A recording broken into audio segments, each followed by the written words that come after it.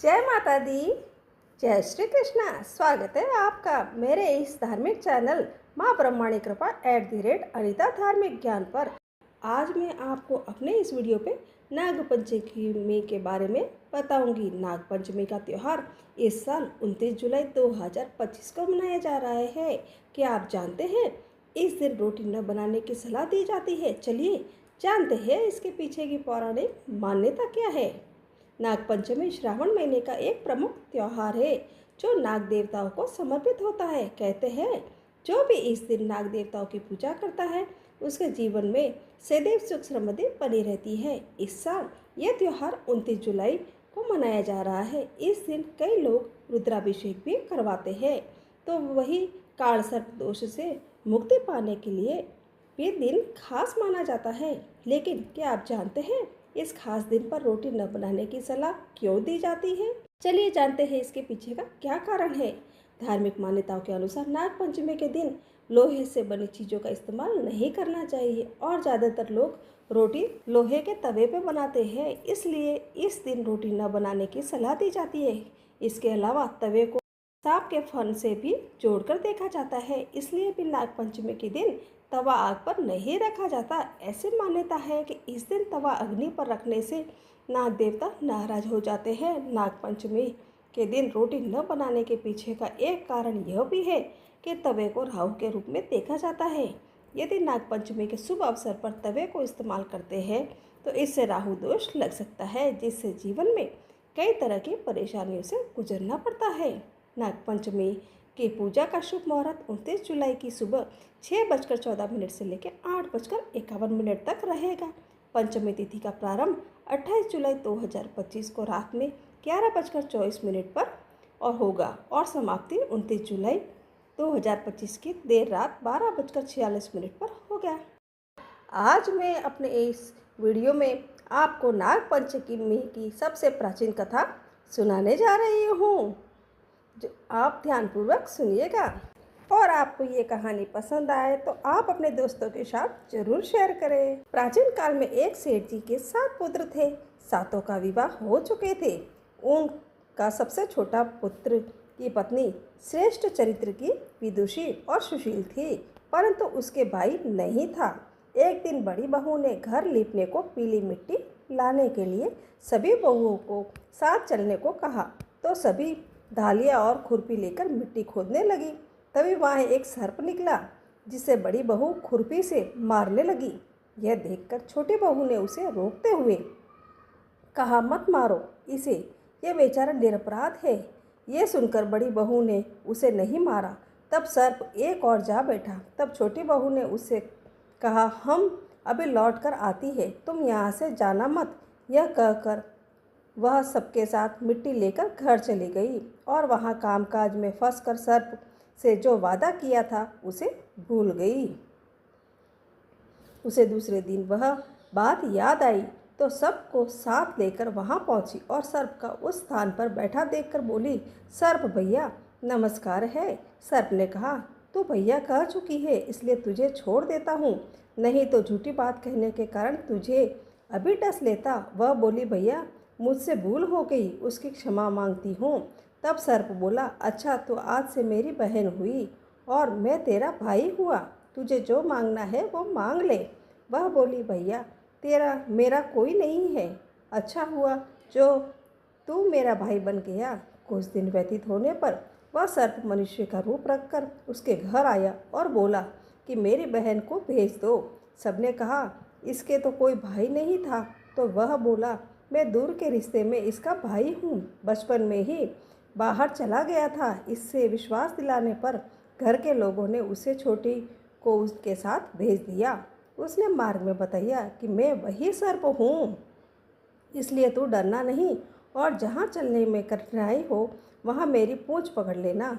उसने कहे अनुसार ही किया और इस प्रकार वह उसके घर पहुँच गई। वहाँ के धन ऐश्वर्य को देखकर वह चकित हो गई। एक दिन सर्प की माता ने उससे कहा कि मैं एक काम से बाहर जा रही हूँ, तुम अपने भाई को ठंडा दूध पिला देना। उसे यह बात ध्यान न रही और उसे गर्म दूध पिला दिया, जिससे उसका मुख बेरहत जल गया। यह देखकर सर्प की माता बहुत क्रोधित हुई, परंतु सर्प के समझाने पर शांत हो गई। तब सर्प ने कहा कि बहन को अब उसके घर भेज देना चाहिए। तब सर्प और उसके पिता ने उसे बहुत सा सोना, चांदी, जवाहरात, वस्त्र, आभूषण आदि देकर उसके घर पहुंचा दिया। इतना ढेर सारा धन देखकर बड़ी बहू ने ईर्ष्या से कहा, भाई तो बड़ा धनवान है रे, तुझे तो उससे और भी धन लाना चाहिए। सर्प ने यह वचन सुना और सब वस्तुएं सोने की लाकर दे दी। यह देखकर बड़ी बहू ने कहा, इन्हें झाड़ने की झाड़ू भी सोने की होनी चाहिए। तब सर्प ने झाड़ू भी सोने की लाकर रख दी। सर्प ने छोटी बहू को हीरा मणियों का एक अद्भुत हार दिया। उसकी प्रशंसा उस देश की रानी ने भी सुनी और वह राजा से बोली कि सेठ की छोटी बहू का हार यहाँ आना चाहिए। राजा ने मंत्री को हुक्म दिया कि उससे वह हार लेकर शीघ्र उपस्थित हो। मंत्री ने सेठ जी से जाकर कहा कि महारानी जी छोटी बहू का हार पहनेगी, वह उससे लेकर मुझे दे दो। सेठ जी ने डर के कारण छोटी बहू से हार मांगकर दे दिया। छोटी बहू को यह बात बहुत बुरी लगी। उसने अपने सर्प भाई को याद किया और आने पर प्रार्थना की कि भैया, रानी ने हार छीन लिया है, तुम कुछ ऐसा करो कि जब तक वह हार उसके गले में रहे तब तक के लिए सर्प बन जाए, और जब वह मुझे लौटा दो तब हीरो का हार वापस बन जाए, और जब वह मुझे लौटा दे तब हीरो और मणियों का हो जाए। सर्प ने ठीक वैसा ही किया। जैसे ही रानी ने हार पहना वैसे ही वह सर्प बन गया। यह देखकर रानी चीख पड़ी और रोने लगी। यह देखकर राजा ने सेठ के पास खबर भेजी कि छोटी बहू को तुरंत भेजो। सेठ जी डर गए। राजा न जाने क्या करेगा। वह स्वयं छोटी बहू के साथ लेकर उपस्थित हुए। राजा ने छोटी बहू से पूछा कि तूने क्या जादू किया है, मैं तुझे दंड दूंगा। छोटी बहू बोली, राजन, धृष्टता क्षमा कीजिए, यह हार ही ऐसा है कि मेरे गले में हीरो और मणियों का रहता है और दूसरों के गले में सर्प बन जाता है। यह सुनकर राजा ने वह सर्प बना हार उसे देकर कहा, अभी पहन कर दिखाओ। छोटी बहू ने जैसे ही उसे पहना वैसे हीरे मणियों का हो गया। यह देखकर राजा को उसकी बात का विश्वास हो गया और उसने प्रसन्न होकर उसे बहुत सी मुद्राएं भी पुरस्कार में दी। छोटी वह अपने हार और इन सहित घर लौट आई। उससे धन को देखकर बड़ी बहू ने ईर्ष्या के कारण उसके पति को सिखाया कि छोटी बहू के पास कहीं से धन आया है। यह सुनकर उसके पति ने अपनी पत्नी को बुलाकर कहा, ठीक ठीक बता कि यह धन तुझे कौन देता है। तब तक सर्प को याद करने लगी।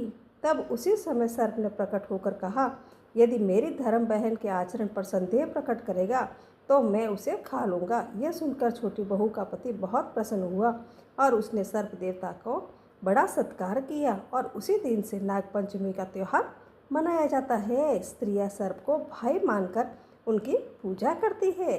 मैं आपको नाग देवता की एक और कहानी कहती हूँ। एक कथा के अनुसार नागों को सागर मंथन के समय जन्मेजय के यज्ञ के दौरान सभी नाग जलकर नष्ट हो जाएंगे।